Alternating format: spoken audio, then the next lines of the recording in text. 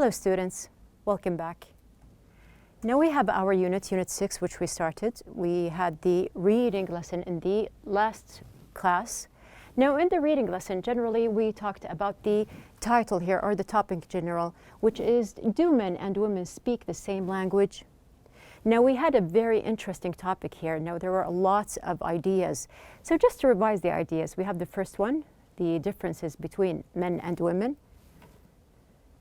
Purpose of communication, how men communicate, the content of what males and females talk about, exploring problems, the way they listen, how the brain is structured and wired, raising impact, and a balance.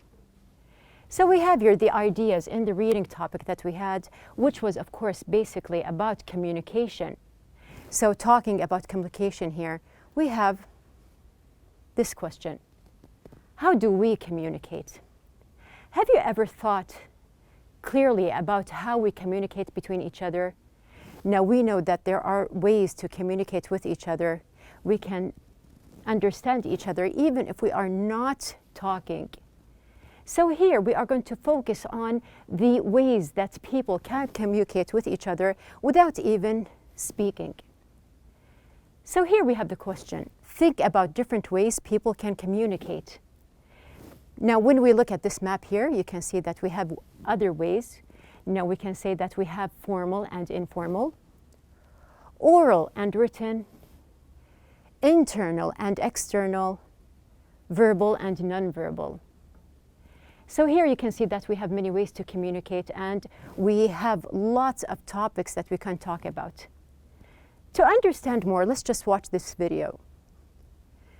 Now when you see this person, when we just observe his facial expressions and how he is talking, he is using his hands, can we listen to him? Can we understand what he is saying? No. But we can understand in general that he is serious, he is talking about something, and he is trying to explain something to someone else. In this other video, we have also this man here. Now we can see from his facial expressions, of course he looks very serious, and you can see that he is approving something. We understand that he is approving. He is using his facial expressions. He is using other gestures like his hands. Also, he is nodding. So all of these are ways to understand the conversation without even listening. Now, do we mostly communicate through verbal or non-verbal language? So we have seen the two videos here, and we can see that there is a way to communicate which is non-verbal language, and of course we have the verbal language that we use while we are speaking to other people or talking. Try communicating these without speaking. So we have in the book mentioned, can I have your pen please? Try to communicate and ask for a pen without even speaking. Are you going to call me after school? I went shopping yesterday. Now write two of your own messages on a piece of paper, fold it and set it aside or give it to someone. Use non-verbal language to communicate your message. Check, how successful were you? Now we do have this exercise which is on page number 20 in your book. You can apply, you can have this kind of activity with a classmate, with a friend, or even a member of the family. Now moving on, we are going to talk about, or we are actually going to write about verbal and non-verbal communication. We have our writing class for the day. Our objectives for the day are to compare between verbal and non-verbal communication, state the characteristics of non-verbal communication, scan for information and topic sentences, give a personal point of view about the types of communication, differentiate between types of essays, and the last objective, to organize ideas to write a new essay. Now we are going to open your books. Please open your books on page number 90. On page number 90, we have the instructions to read the text and find the main thesis statement, the supporting paragraphs, and the arguments used. So we have the complete paragraph or the passage here. We are asked first to read the text and find the main thesis statement. So we have applied this activity before, and we do know that the main thesis statement will be at the very beginning. Now we have here the first paragraph, which is the main part, or we can say the introduction. Then we have another instruction here to read the text and find the supporting paragraphs. So when you take a look in your book, you can find that we have here, this is 2, the third paragraph, the fourth, the fifth, and the sixth. So actually we have the main paragraph here, or the introduction, and we do have 1, 2, 3, 4, 5 paragraphs to support the idea. Now after that, we have here to read the text and find the arguments to use. So actually we are going to see what are the types of arguments that we have here in the passage. Now we have read the text and find the main thesis statement. We are going to just focus on the first paragraph here. And when we read here, you can find that we have here very clearly the main thesis statement is going to be language is our primary means of communication as human beings, which sets us apart from other species. So what makes us different from other species? That we have here language as a way to communicate. Now we have here the basic idea that we are going to focus on. We have here the second part to read the text and find the arguments used also. So we're going to start with the other 5 paragraphs looking for the arguments. Now when you have an argument here, you are trying to prove an idea. So just scan the paragraph here and you can find very clearly that we have here the argument is, try describing the picture and everything you have identified in it to your friend, or write about it. How long do you think it's going to take you? Certainly a lot longer than it takes a photo to convey the same amount of information. So here they are saying, or the writer here is saying to you or asking you to try something as a way to prove his point of view. So we have here, this is going to be the argument in the second paragraph. In number 3, we can see that the argument is, suppose that you have just acquired the latest electronic gadget. Would you choose to tell your friend about it or show it to him or her? Now, this is another way to prove a point that something is better than another thing. So when I am talking about my new gadget or a new device here, it is much better to show a person. Do you think or do you agree that it is better, or just to talk about it? We have the argument in number 4. You can scan quickly and you can find that we have here the idea in number 4 is to look at the very beginning here. We have, however, there are situations where a different type of interaction is required. So yes, we are agreeing, or we do agree that sometimes, some situations, there is a kind or a type of different interaction that is required. And we can see that we have here in this part, which is number 5. Before we read, we can just imagine here. Imagine yourself in this situation. Now just imagine that you are in an airport. You are on an escalator and there is someone you know, you discovered that the other person is on the other side of the escalator.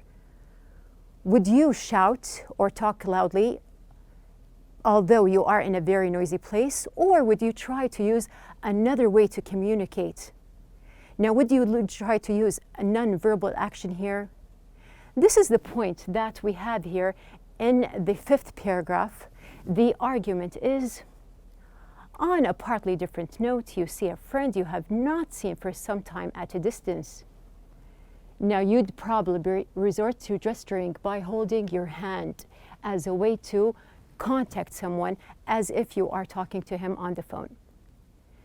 So we have here, this is the argument in number 5. We do have in number 6 the argument.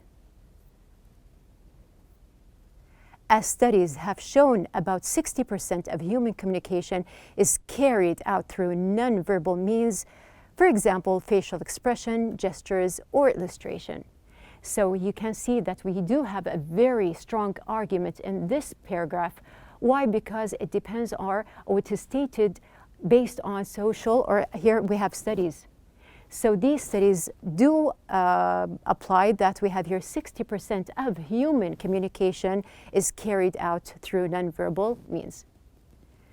So we do have the paragraph in general. It is about, or the paragraphs or the passage in general, it is about verbal and nonverbal communication and how people, they do understand each other even though sometimes they don't need even to speak. Now it is your turn. We have here on page number 91. We are going to go to our task here, or the assignment. So what is our assignment? Now just to focus, we have the idea of communication in general. We are asked in the book to think of an Arab man or a woman and a non-Arab man or woman you know personally or from TV. So here you are going to choose two people. They can be an Arab and a non-Arab. They can be both Arabs. They can be both non-Arabs. So it depends on your choice. Now what are we going to do about them? We have here number 2. Think about the way these people communicate. So here you know why the book is asking us to choose someone who is non-Arab, because we have two people that they do not understand each other, but the question here, can they communicate with each other or not? So going back to number 2 here, we have here to think about the way these people communicate. Research and collect information about culture-specific features of communication. Do you think they communicate in a way that is typical of their culture? Write your idea in a chart. So what are we going to do? We are going to think about, or you are going to think about, two people, two figures. They can be well known, they can be, or you can personally know them. You are going to compare between them and you are going to try to describe how do these two people communicate with each other. Now, for example, have you ever heard about student exchange programs or programs that team up schools from different countries? Students who are involved in such projects require online communication. So have you tried something like that? Now, some schools, they do contact other people or other students in another country, in another school. They can be foreigners or native speakers of English. And there is a way to communicate with these people. So you can communicate with a school in Europe, for example, or in America, or in any other part of the world. So once you have the idea that you are communicating with someone who is not the same culture, you will be able to write or describe what is the way to communicate with these people. They are given the opportunity to find out about other cultures, and this is the basic part that we are being or we are studying the other culture, or we are getting to know something else besides our own culture. So we have here, they are given the opportunity to find out about other cultures on a personal basis beyond national stereotypes. Now, for example, they have in the book a kind of comparison between a friend from Sweden and a friend from Poland, which is on page number 91. We are going to do the same here, and we are going to write an essay about the communication approaches used by each person. So we have these two people. We are going to describe each person here. How do they communicate? What are the communication approaches? Give examples to support your ideas. So when we said that we have here two people, we are going to write an essay about each person and how does this person communicate. We are actually comparing. So we are going to write a comparative essay. Now, you do know that before we had the expository essay, and we also have written the persuasive essay in our previous units. So now we are going to concentrate on the comparative essay. So just to remind you here, you can see that we have here the expository essay. We said that it is explanatory, descriptive, and describing. We have the persuasive essay, which means that there is a personal argument. There are other points of views or different views that are considered, and we are going to start now with our third type of essay, which is the comparative essay. Now, in the comparative essay here, you are going to explain how two subjects are either similar or different. So we are going to concentrate and we are going to focus on the comparative essay form. So we are going to pass by the tips that we have as usual in each unit. We have our writing tips. Now, when you write a comparative or a contrastive essay here, we have here to consider the different sides of the issue, to develop a list of similarities and differences. So you are going to compare, but you do have to just show the similarities and differences that we have here. And we have to establish the basis for comparison. Now you are going to mention the two people, and then you are going to start the comparison here. So the first part is to establish the comparison, to create a thesis for the relative importance. Now, this means to mention the similarities outweigh differences. Now, structure your essay using an alternating or a block structure. So we're going to just explain what does this point mean. Now, let's just start from the very beginning. We are going to choose two figures, as we have mentioned from the very beginning, that we are going to choose either an Arab and a non-Arab. They can be from two different cultures here. Now, once you have chosen these two people, you are going to concentrate on how these two people communicate with each other. But you do know that you have to establish at the very beginning the thesis that we have, and then you're going to start the comparison. So just to move on here, we have an example. Now, I have chosen these two young ladies. Now, I have Noor, who is non-Arab, she is from Europe. And also I have Sarah, who is also non-Arab, but she is from Asia. So I'm going to compare between these two girls. I'm going to use the table that we have here. Now I am asked to use these instructions that we have here. We have the non-Arab person's name and the non-Arab person's name, and then I have something about the culture-specific communication features. And we do have the communication features that are non-culture specific. So what does that mean? We are going to see what we have here. Now I'm going to just write their names. We have here Noor and Sarah. We have at the very beginning the culture-specific communication, which means they're different cultures. Now one is from Europe and the other is from Asia. So it is normal that each country has a different culture, and we are going to describe something about their culture. On the other hand, we have the other part, which is communication features that are non-culture or not culture specific. Now we can choose something personal or social. We can put also in mind that we have here a way to describe gestures and facial expressions to just combine with the idea that we have here in the book, which is verbal and non-verbal language.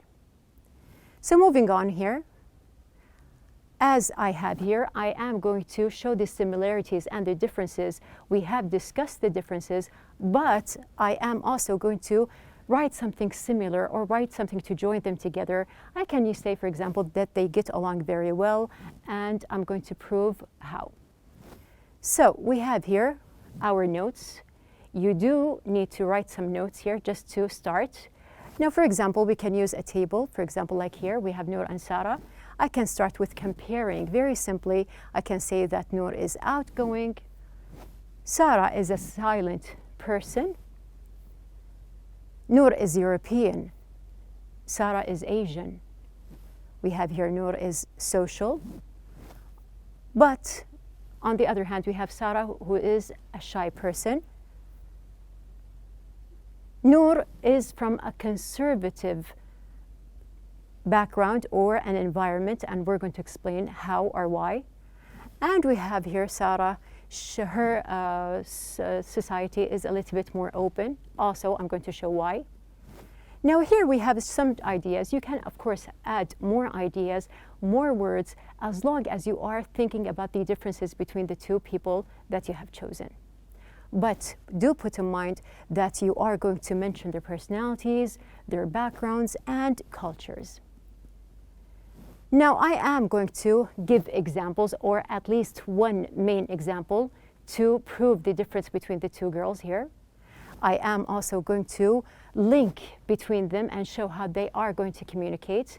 And we have here also, I am going to compare in general between their personalities. So I have my ideas here, and I do know that I am going to compare between them in my comparative essay. So we have the structure in the book. We are back to the book. We have here, structure your essay using an alternating or a block structure. So what does that mean? Now we have here, first of all, A. An alternating structure involves a point-by-point discussion and can be quite systematic, and we have here analytical. We have here B, a block method allows you to discuss each aspect or topic in distinct blocks and then conclude. Here you can see that we have here a more clear idea about it. We have here the alternative structure requires focus on a feature. You are talking about one specific feature. For example, greetings between men in the different cultures, followed by a focus on another feature such as gestures of approval and a comparison or a contrast in different cultures and so on. So in the first method, we are concentrating on one feature, but we do have the other method, which is the block method, would call for a discussion of all relevant features. You are giving a main idea about a lot or many points together, many features in one culture, for example, followed by a discussion of the same features in the other culture. The final part would require students to compare, contrast, and conclude. Now here you can see that I have more points. I said that I'm going to compare between the two young ladies here, Sarah and Nada. I have my complete essay here. Now from the very beginning, we have the introduction or the thesis paragraph. We have the main idea. Then you can see that I have two paragraphs, which are the body. And I have a very short paragraph at the end, or a sentence that is going to be the conclusion or the closing paragraph that we have here. Now, just to focus, we are going to go back and we are going to see, did I use the methods that we have mentioned or not? Now we have here the first paragraph. This is my own paragraph or the own essay, but I have the first paragraph mentioned. Now, at the very beginning, I wrote, communication is an essential part of people's lives. Now here you can see that this is the thesis statement, because I am giving you from the very start what is the whole essay about. So I am talking about communication. Everyone communicates either by spoken language or non-verbal actions and symbols. We can actually communicate without even speaking the same language using non-verbal actions and gestures. This is a topic that reminds me of two colleagues I know very well. Now from this part, you know that I am starting to compare, or mentioning at least, the two people that I am going to compare. They are both non-Arabs. This is something that they have similar. Noor is European and Sarah is from Asia. Although they don't speak the same language, they get along very well. So this is the first paragraph or the thesis. Now moving on, we have the rest of the essay here. We have from the second paragraph here, it is interesting to know things about them. Noor is social and outgoing, unlike Sarah, who is mostly shy and rather a silent person. So you can see that I used some of the words that I have in my notes. Noor is talkative and very easy to talk to. Sarah, on the other hand, is cautious but comfortable to talk to as well. So here we have the block method, because we are mentioning more than one point here in our paragraph. We have the third. Their cultures are different. but in an interesting way. Noor's culture is conservative and they avoid eye contact, which is considered disrespectful, as well as crossing legs. It is interesting to note that shaking their heads is a way to say yes. On the other hand, Sarah's culture is more open and accepts intimacy gestures. Eye contact is a matter, or as a matter of fact, a respect gesture. Unlike Noor's culture, shaking heads is our typical no. So here you can see that there is a very clear comparison between the two cultures that Noor and Sarah have. I have compared between them, I have compared between their personalities and also between their cultures. At the very end, we have the closing part. We have here, although they do have their differences, that doesn't stop them from communicating very well. Now we have proved all the points that we have in the lesson, which is about comparison, or we have your comparative essay. Now you can do the same, so you are going to start by choosing two people, writing your notes about them, and start comparing. Now we have, as we mentioned